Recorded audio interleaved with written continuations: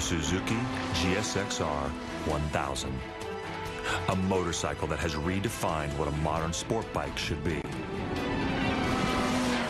GSXR is an institution. But before Suzuki could build its first bike, the company had to totally reinvent itself.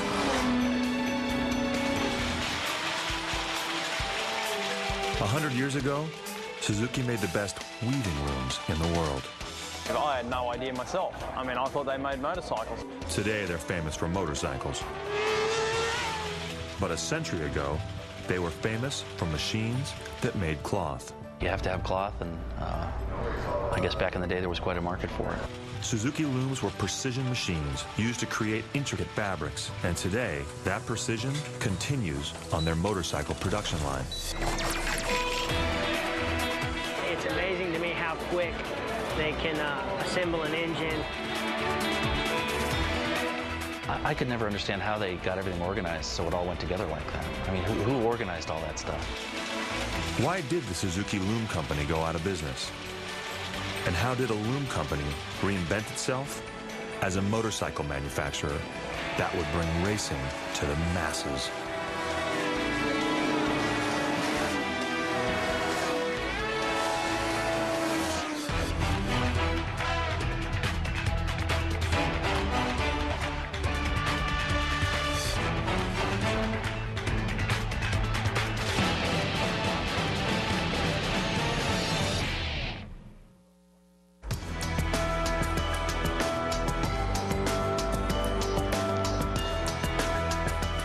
Hamamatsu, Japan, a city few tourists visit, even though it's only 150 miles south of Tokyo.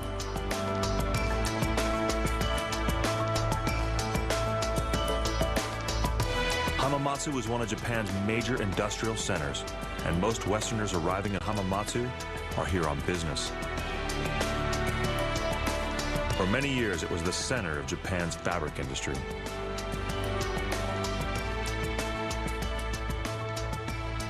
Today, Hamamatsu is home to the Suzuki Motor Corporation.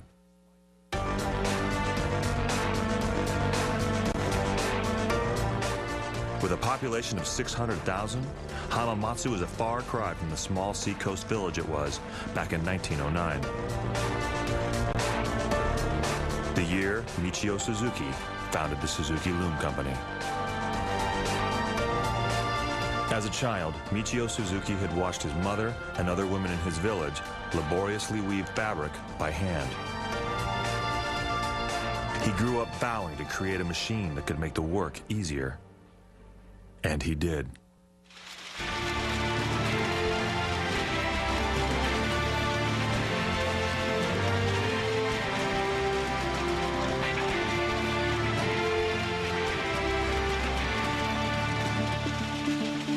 By 1929, Michio Suzuki had been awarded more than 120 patents for inventing an entirely new type of mechanical weaving machine.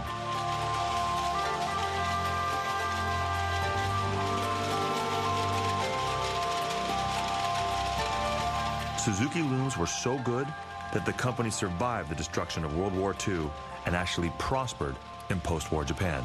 Until I got a little bit older in life and started appreciating things from a different perspective, I had no idea myself. I mean, I thought they made motorcycles and that was it, you know. For nearly 50 years, Suzuki looms were the best money could buy, and they were sold all over the world. But in 1951, Michio Suzuki would be blindsided by a global cotton market collapse. The world's best loom maker faced financial disaster.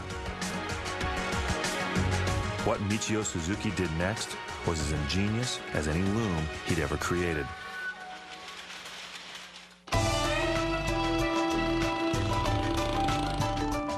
In 1952, at the age of 64, Michio Suzuki set his sights on a new mechanical device, reinventing himself and his company in the process.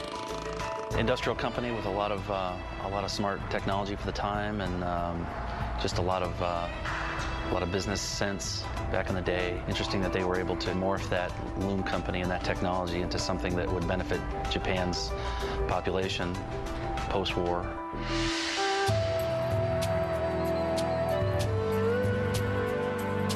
Post-war Japan needed cheap transportation. Michio Suzuki, the man who had pioneered every major development in Japan's loom industry, used his technical genius to invent a motorized bicycle.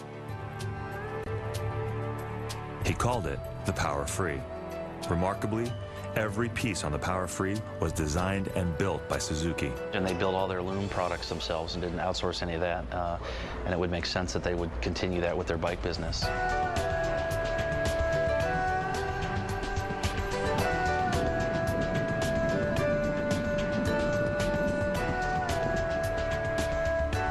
The Power Free was really the world's first true moped.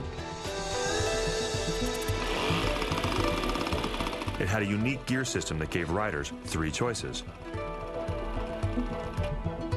Pedal it as a bicycle, let the tiny engine help power you along, or stop pedaling and ride on engine power alone.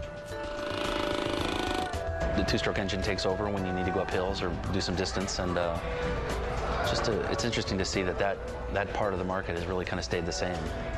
I mean, a current Puch moped is kind of just what Suzuki was building back in the day, really, and that's 1952, so that's quite a few years ago. The Power Free was such an ingenious device, the Japanese government gave Michio Suzuki money to research motorcycle engineering.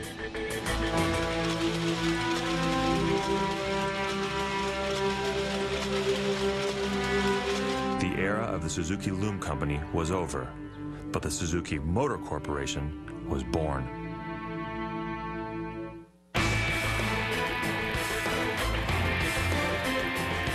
Reinvention became the new mantra of the Suzuki mindset.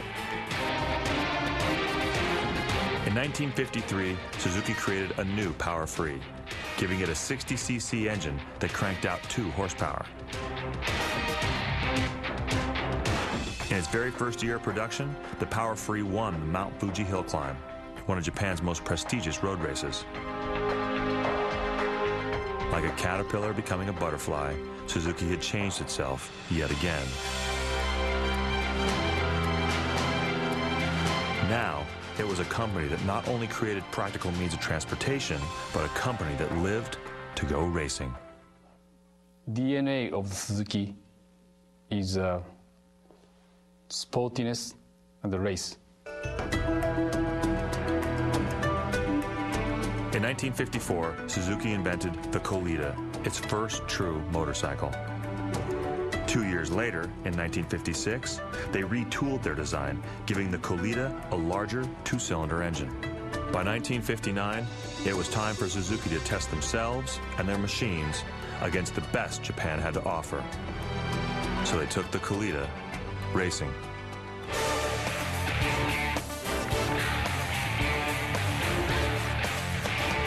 Four riders and 11 mechanics spent 3 months living in a wooden shack on Mount Asama, testing their bikes for the famous Mount Asama volcano race.